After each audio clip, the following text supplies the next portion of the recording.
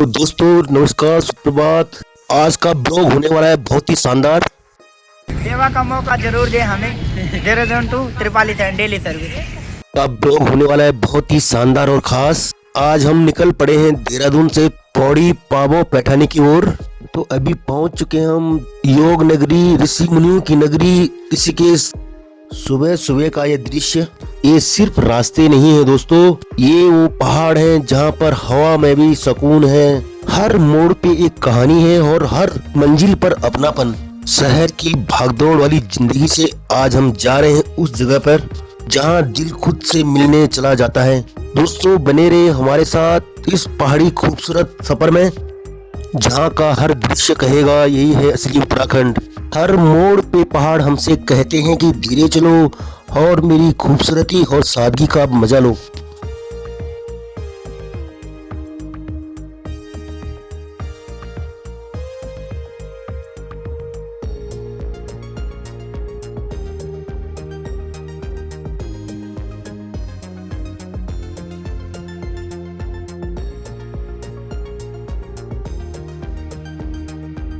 पहाड़ों के बारे में एक कहावत है कि पहाड़ी रास्ते टेढ़े मेढ़े हो सकते हैं, पर पहाड़ी लोग हमेशा सीधे और ईमानदार होते हैं। हमको ये संकल्प लेना चाहिए कि हमें इस कहावत को हमेशा जिंदा रखना है। फाइनली हम पहुंच चुके हैं ब्यासी के बारे में एक कहावत है कि महर्षि वेद व्यास ने यहाँ पे तपस्या की थी, तब से इसका नाम ब्यासी पड़ा। और पहले लोग यहाँ पे आके भोजन इत्यादि करते थे और यहाँ का खाना बहुत ही स्वादिष्ट माना जाता था। और यहाँ पे बन रहा है लेफ्ट साइड में रेलवे स्टेशन और टनल। आज थोड़ा ठंडा भी है और मुझे नेगी जी का एक गीत याद आ गया। ये की पहाड़ू माँ ठंडू है गया भारी, इखीरे जोल सुआ, इखीरे जोल सुआ, बाबरे निजोला, बाबरे निजोला। दोस्तों ब्यासी के बाद अब हम पहुंच गए हैं कोडियाला। कोडियाला वो स्थान है जो कि गंगा किनारे बसा हुआ है, जो रोमांच और सुकून के लिए जाना जाता है। यहीं से शुरू होता है एडवेंचर का असली मजा। रिवर राफ्टिंग, कैंपिंग और पहाड़ों के बीच बहती गंगा। कोडियाला से आगे चलकर अब हम पहुंचने वाले हैं तोता घाटी।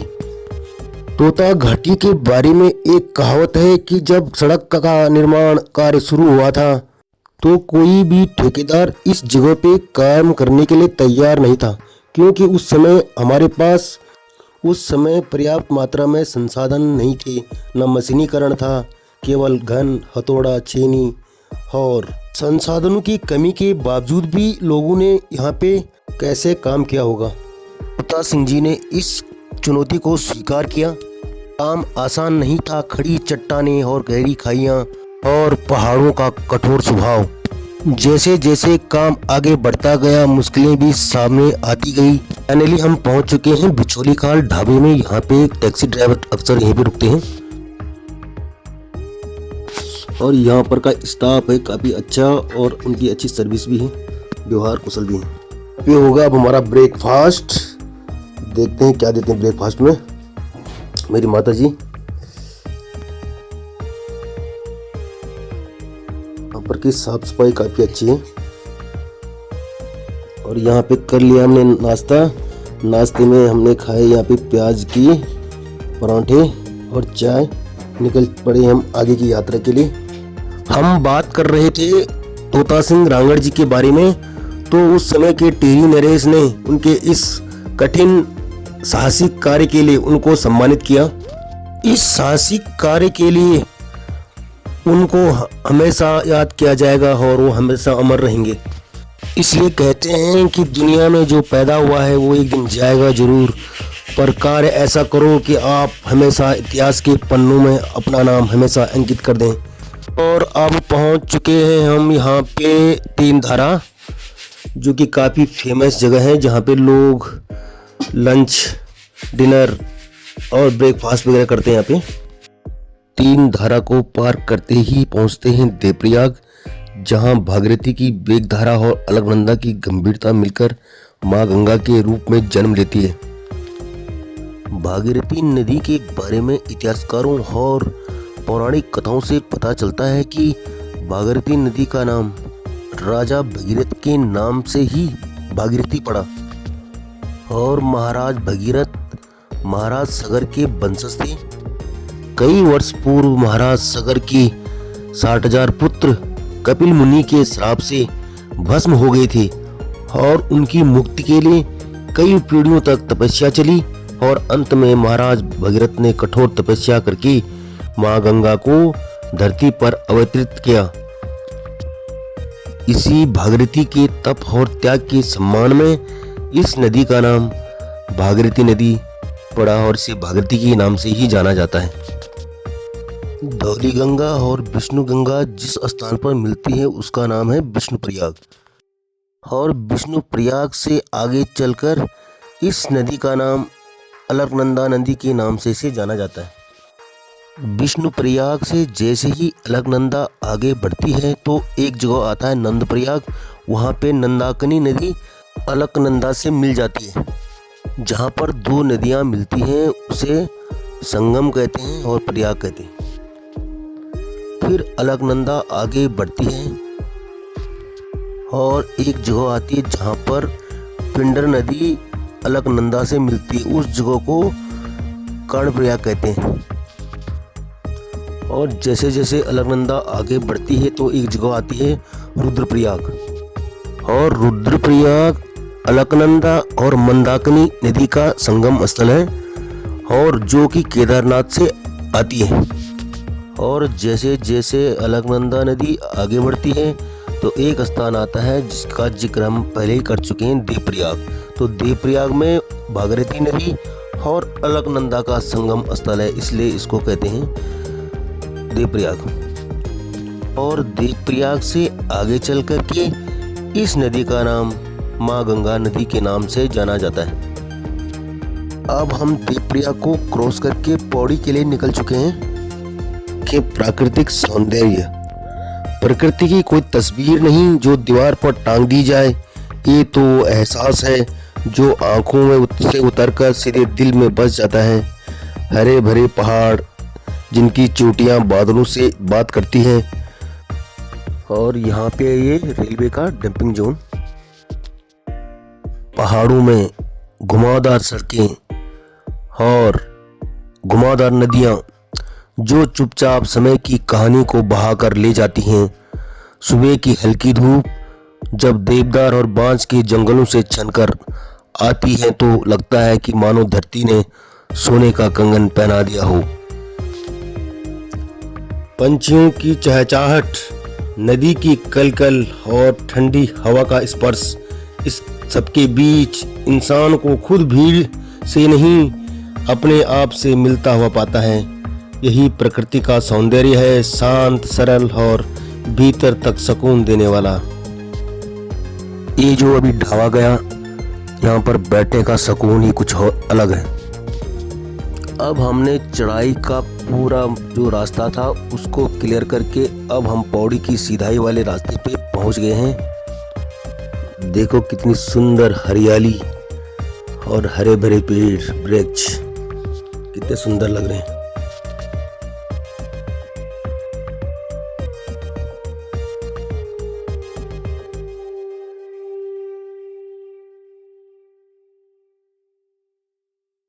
और एक सुंदर सा गांव सामने से दिखाई दे रहा है।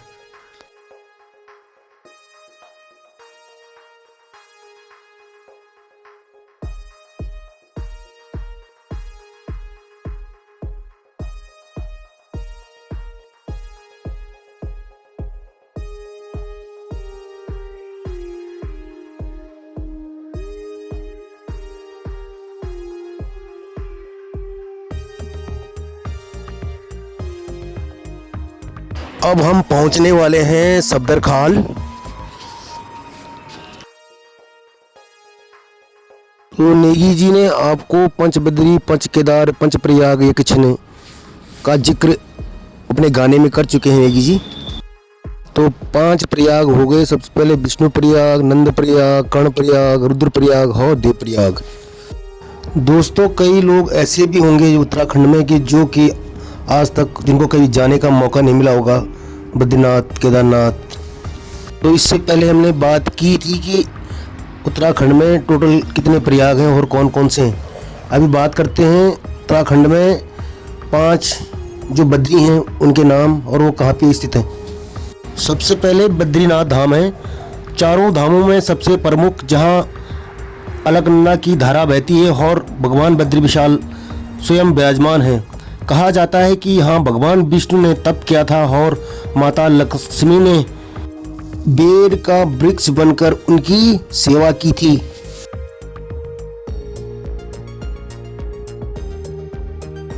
ये स्थान है पौड़ी जिले की कारागार जेल। जो लोग गलत काम करते हैं उनको सुधारने के लिए जेल है। ये है डिस्ट्रिक्ट कारागार। अब हम कुछ ही देर में पहुंचने वाले हैं पौड़ी बाज़ार। लेकिन हम पौड़ी बाज़ार में न जाकर के ऊपर से ही सीधा सर्किट हाउस के रास्ते सीधा बोआखाल निकल जाएंगे। यहाँ पे हल्की बर्फ गिरी हुई है। दूसरे हैं आदि बद्री।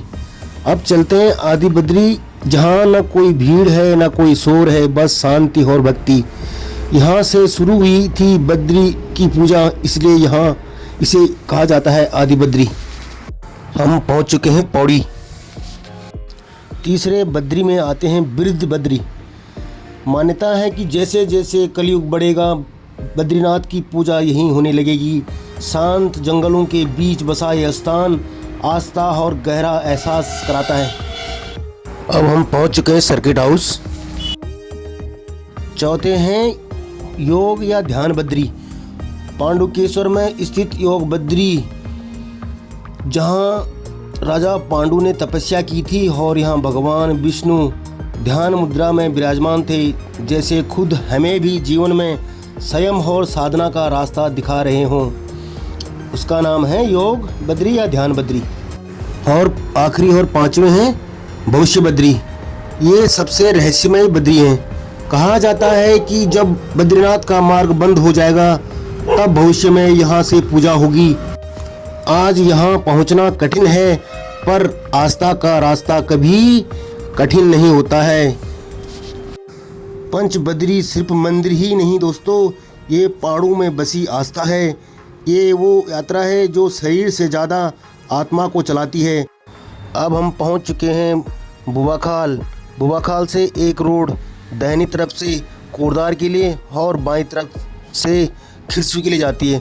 और ये है बुआखाल से थोड़ा आगे जाकर के एक रोड राइट साइड से पातल के लिए जाती है। पातल और एक जलपदी भी मिलती है रोड। सड़क के किनारे हल्की हल्की बर्फ गिरी हुई है और आगे से ये रोड चलेगी पाबो बाज़ार के लिए। अब हमको जाना है पाबो। और ये आ गया चोपड़ी गांव। बहुत ही सुंदर गांव है।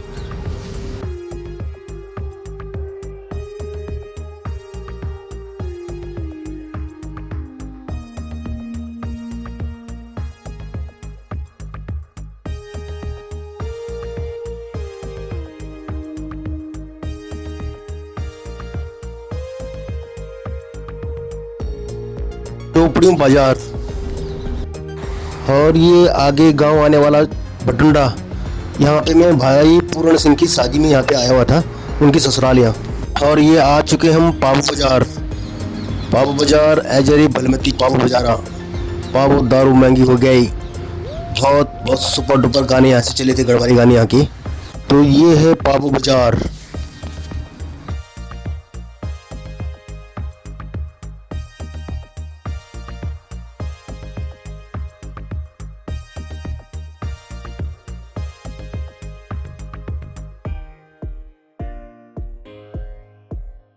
माँ कुछ नोट निकालती थी और यहाँ पे हमने कर दी थोड़ा बहुत खरीदारी। और हम ये पहुँच चुके हैं खंडोली गांव में, जहाँ मुझे जाना है।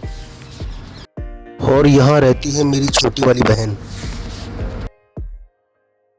और अब हम आ गए वापस खंडोली से। अब मुझे जाना है अपने गांव कोटी। और ये है बेला बाजार। और ये है पैठानी मार्केट, पैठानी बाज़ार, जो कि काफ़ी अच्छा मार्केट है और आसपास के इलाके का सबसे महत्वपूर्ण मार्केट है।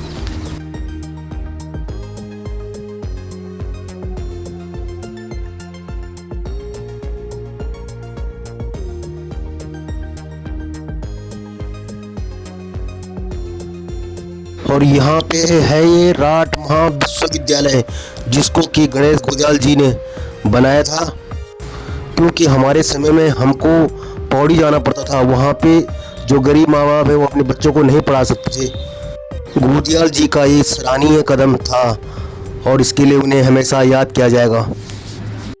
जो आपको ये रोड दिखाई दे रही है जा रही बनास और बड़ेत के लिए। और अब पहुंच चुके हैं हम व्यावसायिक कॉलेज बनास, जो जहां से कि व्यावसायिक डिग्रियां लड़के हासिल करते हैं, प्राप्त करते हैं।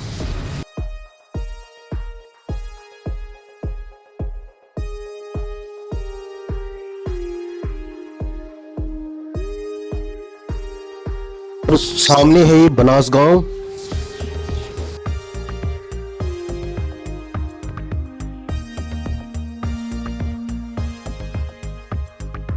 और बनास गांव में रहती है मेरी छोटी दूसरे नंबर की बहन।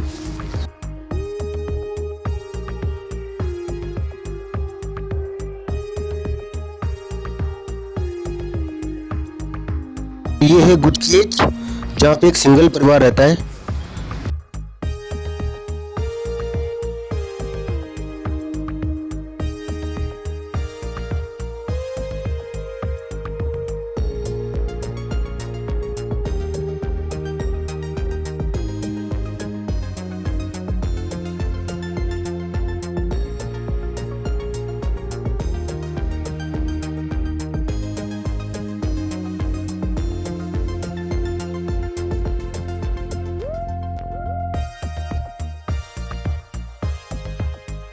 और ये हम पहुंच गए हैं अपने गांव में।